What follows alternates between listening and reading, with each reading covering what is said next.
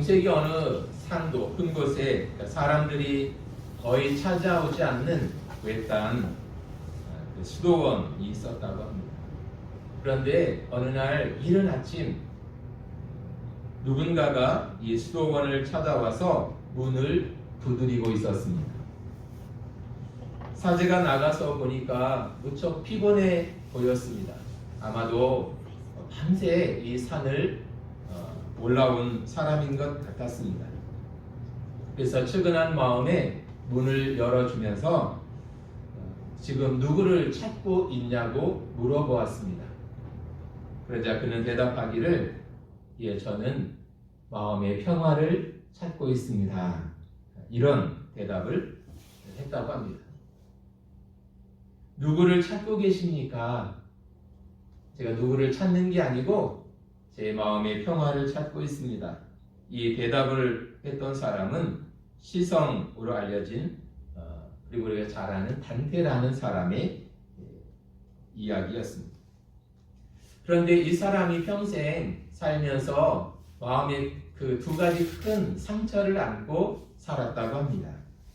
하나는 이 사람이 무척 사랑하는 여인이 있었는데요. 결혼을 하지 못하고 이 여인이 24살의 젊은 나이에 세상을 떠나가게 됩니다. 그러니까 자신의 사랑을 이루지 못한 비련의 상처가 늘 이 사람 가슴 속에 남아 있었다고 합니다. 그리고 또 하나의 상처가 있었는데 이 사람은 이태리 피렌체가 고향이었습니다. 그런데 그 고향에서 어떤 그 정쟁이 일어남으로 말미암아 원하지 않게 자신의 뜻과는 무관하게 그 자신의 고향에서 쫓겨나는 경험을 해야 했다고 합니다. 그러니까 고향이 그를 버린 것입니다. 그는 평생 고향을 그리워하고 다시 고향으로 돌아가고 싶었지만 결국 돌아가지 못하고 그 고향에 대한 마음의 상처를 품고 살았다고 합니다. 그런데 후대 사람들이 이 사람을 평가하면서 이런 이야기를 했습니다. 그가 경험했던 두 가지 상처, 그 사랑을 이루지 못한 사랑의 상처와 또 고향에 돌아가고 싶었지만 그 고향에 돌아갈 수 없는 그 고향이 나를 버렸다라고 하는 그 상처가 그로 하여금 그 영혼의 진정한 평화를 갈망하는 사람이 되도록 만들었다. 이런 이야기를 했습니다. 오늘 우리가 시편 131편 말씀을 같이 보았는데요. 이 시편 131 그 숫자 옆에 보면 다윗의 시, 곧 성전에 올라가는 노래 이렇게 되어 있습니다. 이 성전에 올라가는 노래라는 설명이 붙어 있는데요. 이 시편 120편부터 134편까지 이런 제목이 붙어 있습니다. 왜냐하면 이것을 다른 말로 어떤 순례자의 노래 이렇게 불리기도 하는 시편들인데요. 그 예루살렘에 성전이 있었고 사람들이 그 예루살렘 성전을 중심으로 살았습니다. 그런데 어떤 사람들은 그 예루살렘에 살지 못하고 멀리 떨어져 사는 그런 흩어져 사는 사람들이 생기게 되어졌습니다. 그런데 그들이 큰 명절이 찾아오면 멀리 떠났던 그 고향을 그리워하면서 예루살렘 성전을 그리워하면서 그들은 순례의 길을 떠나는 것입니다. 그래서 그 예루살렘 성전이 있는 곳에 와서 예배를 그들은 드리게 되는 것이죠. 그때 자기 집을 떠나서 그 예루살렘 성전에 도착하기까지 그 순례의 길을 걸어가는 동안 그들은 이 시편 노래를 불렀을 것으로 생각을 하는 것입니다.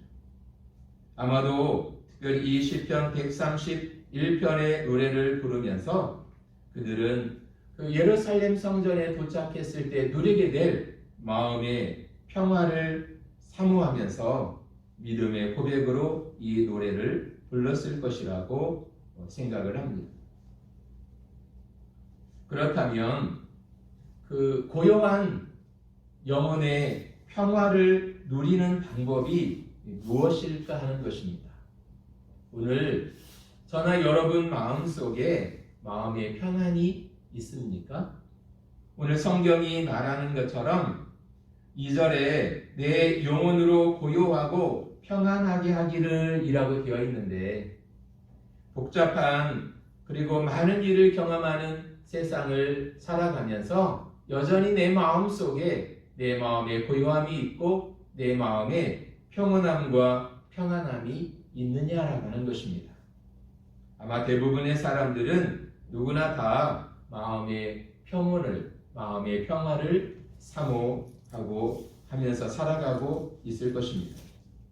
그렇다면 이 고요한 영혼의 평화를 누리는 방법이 무엇일까 하는 것이죠. 오늘 시편 131편을 보면 세 가지로 생각을 할 수 있을 것 같습니다.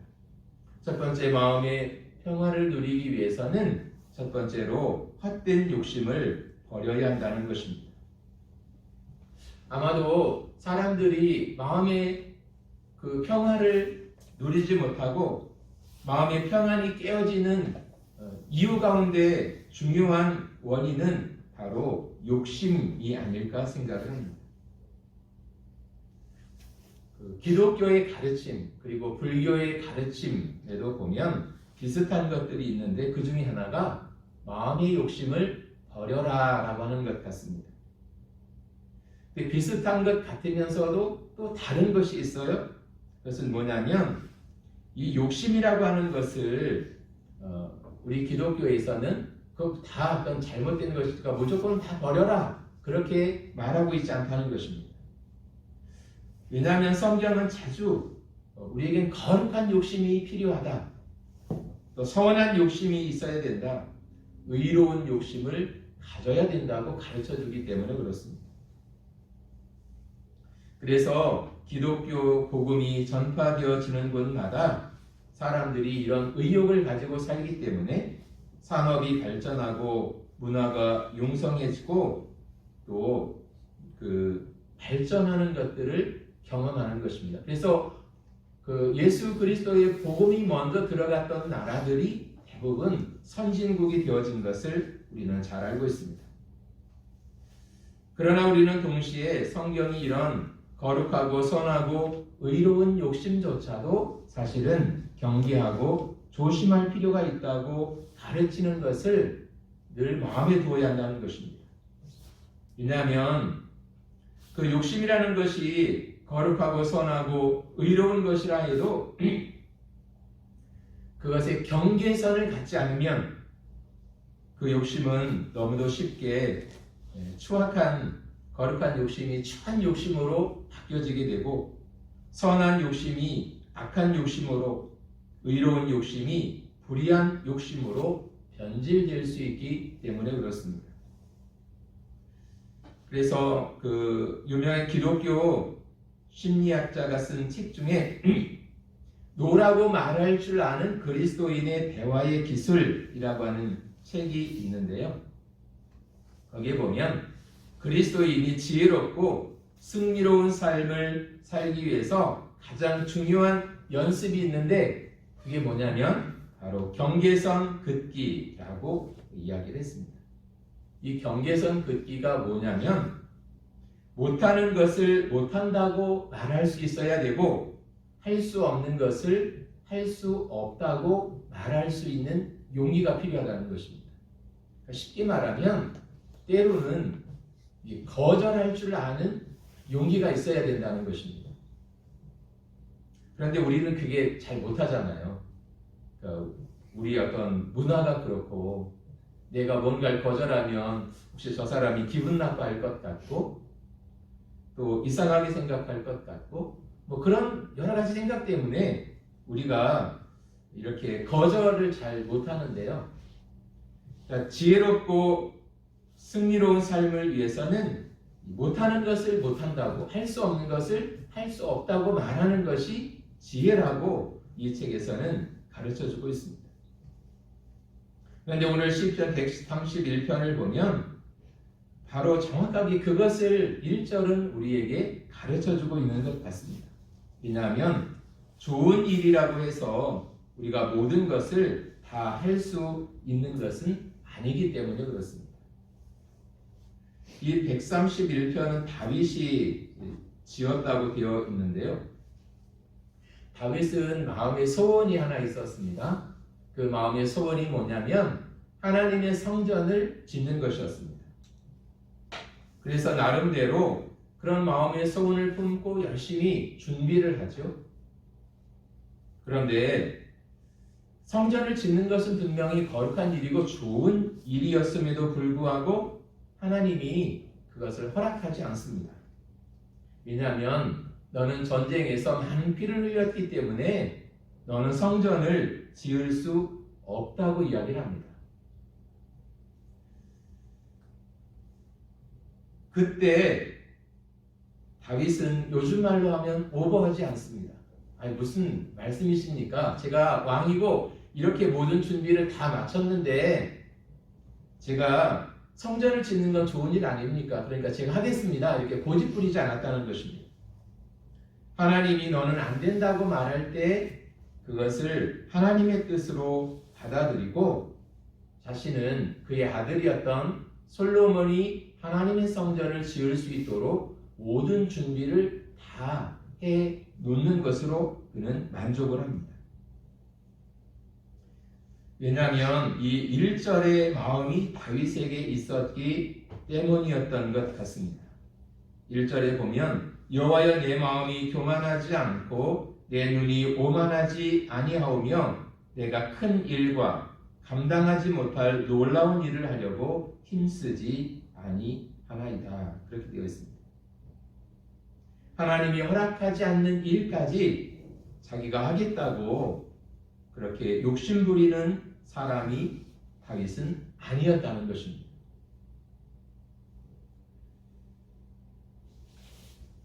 이 욕심이라고 하는 것이 사람의 마음의 평안을 깨뜨리는 주범 가운데 하나인 것 같습니다.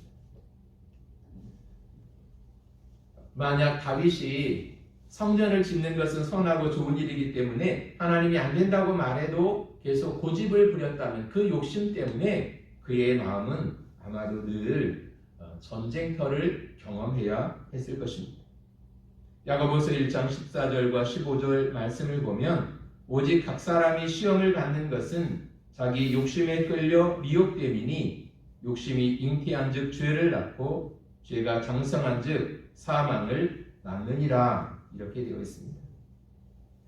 그러므로 우리가 고요한 영혼의 평화를 누리기를 원한다면 첫 번째로 헛된 욕심을 버려야 한다는 것입니다. 두 번째는 마음의 평화를 얻기 위해서 주님의 임재를 늘 사모하고 만족해야 한다는 것입니다. 세상에서 가장 평화로운 모습은 어떤 모습일까요? 오늘 이 시편 131편에 보면 그것은 엄마의 품에 안겨 잠든 아기의 모습에서 그 평안을 찾고 있는 것 같습니다. 이 아직 젖을 떼지 않은 아기가 느끼는 가장 큰 위협은 무엇일까요? 그것은 엄마가 자기 곁을 떠나는 것이라고 합니다. 그래서 더 이상 엄마의 젖을 먹지 못하게 되는 것이죠. 그런데 이 아기가 조금 더 크면 더 이상 엄마의 젖이 필요하지 않은 순간이 찾아오죠. 그때는 아기가 젖을 먹지 않아도 이제는 울지를 않습니다.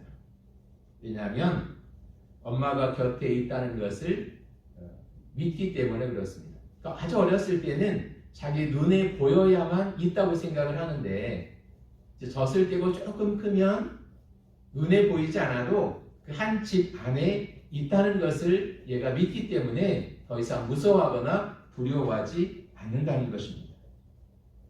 그리고 엄마가 같이 있기 때문에 자기에게 필요한 것들을 엄마가 다 공급해주고 채워줄 것이다. 그것을 믿기 때문에 아이는 더 이상 무서워하지 않고 평안하게 엄마 품에서 잠들 수 있다고 하는 것입니다. 그래서 아이의 편에서 보면 엄마가 지금 여기에 나와 함께 하고 있다고 하는 것이 행복이고 소망이 된다는 것입니다.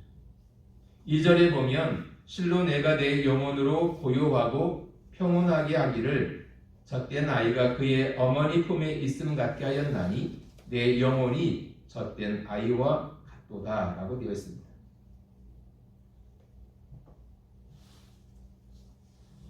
그러니까 아이가 젖을 떼고 엄마가 보이지 않아도 울지 않을 만큼 성장하는 데는 사실 그런 시간과 경험이 필요한 것이죠.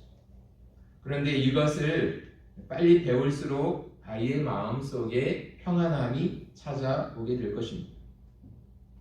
그러니까 중요한 것은 이 아이가 엄마의 젖을 먹는 것이 중요한 것이 아니고 엄마와 함께 있다고 하는 것을 확실하게 아는 것이 중요하다는 것입니다.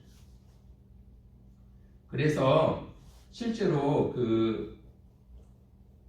아이가 젖을 먹고 젖을 떼는 요 시기가 굉장히 그 아이의 인생, 전체 인생을 좌우하는 아주 중요한 시기라고들 이야기를 합니다. 그래서 이때 그 아이가 엄마에 대한 믿음과 신뢰를 키우면 이 아이는 커서도 사람들을 신뢰할 수 있고 또 그 엄마의 사랑을 경험할 수 있게 된다고 합니다. 왜냐하면 아이가 그 젖을 떼는 그 과정을 통해서 이렇게 계속 사랑한다는 말을 해주고 많이 안아주고 쓰다듬어 줄 때 이 아이는 엄마가 나를 사랑하는구나, 나를 버리는 게 아니구나라고 하는 것을 이렇게 몸으로 느껴서 알게 된다는 것입니다. 그런데 그런 것들이 잘 이루어지지 않으면 이 아이는 사람에 대한 그 신뢰가 없어지는 것입니다.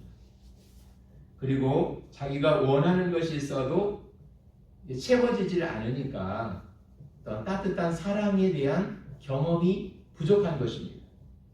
그러면 어른이 되어서도 늘 뭔가 모든 것을 다 가지고 있으면서도 이 사람 마음속에 늘 뭔가 부족한 것처럼 느껴진다는 것입니다. 그래서 젖을 떼는 그 과정, 그 시기에 아이를 많이 안아주고 아이를 많이 터치해주고 아이가 엄마의 따뜻한 사랑을 경험할 수 있도록 해주는 것이 이 아이가 평생 살아가는 데 있어서 엄청나게 중요하다는 사실을 사람들은 알게 되어졌습니다. 그런데 이 시기가 굉장히 중요한데 이게 이 시기를 놓칠 수도 있잖아요. 굉장히 바쁘다든가 또 직장을 다닌다든가 그러면 충분하게 아이와 함께 교감하고 이렇게 사랑을 나누고 따뜻하게 안아주고 이런 시간들이 부족할 수 있잖아요. 그러면 이제 다 틀린 거냐? 또 한 번 기회가 찾아온다고 합니다. 그것은 이제 아이가 조금 성장해서 사춘기가 오잖아요. 그 사춘기는 이 아이의 유아 시절과 비슷한 감정들을 갖는다고 합니다. 그래서 이때 충분한 사랑을 주지 못했다면 사춘기가 찾아왔을 때 이 아이에게 그때 다 해주지 못한 그 따뜻한 사랑을 많이 경험하게 해주면 이 아이는 다시 그 본래의 모습으로 회복될 수 있다는 것을 사람들은 알게 되어졌습니다. 그러니까 중요한 것은 뭐냐면 아이가 엄마와 함께 있을 때 마음이 편안해지고 행복을 느끼는 것처럼 오늘 우리 그리스도인도 똑같다는 것입니다. 신앙생활을 하면서 놀라운 기적을 경험하고 어떤 때는 특별한 하나님의 도우심을 체험할 때가 있습니다. 그러나 그것이 매일 이루어지는 건 아니잖아요. 정말 특별한 경험들일 뿐이죠. 그보다 더 중요한 것은 우리의 영혼이 평안하고 또 고요함을 누릴 수 있는 근본적인 원인은 다른 데 있는 것이 아니라 하나님이 나와 함께하고 있다는 사실을 믿는 것입니다. 엄마가 나와 함께하고 있다는 것을 아이가 알 때 행복을 느끼고 또 안전을 느끼는 것처럼 오늘 주님이 이 시간도 나와 함께 하신다. 그 하나님의 임재를 믿고 확신할 때 우리의 마음에 평안을 얻을 수 있다는 것입니다. 그래서 우리 주님이 승천하시기 전에 제자들에게 마지막으로 주셨던 약속이 뭐냐면 마태복음 28장 20절에 볼지어다 내가 세상 끝날까지 너희와 항상 함께 있으리라 라고 하는 이 약속이었습니다. 더 이상 주님을 볼 수 없기 때문에 함께 할 수 없기 때문에 무섭고 떨렸던 제자들을 향해서 내가 너희와 항상 함께 있을 것이다. 그러니까 불안해하지 말고 무서워하지 말고 마음의 평안을 누리라고 예수님이 그렇게 말씀하고 계셨던 것입니다.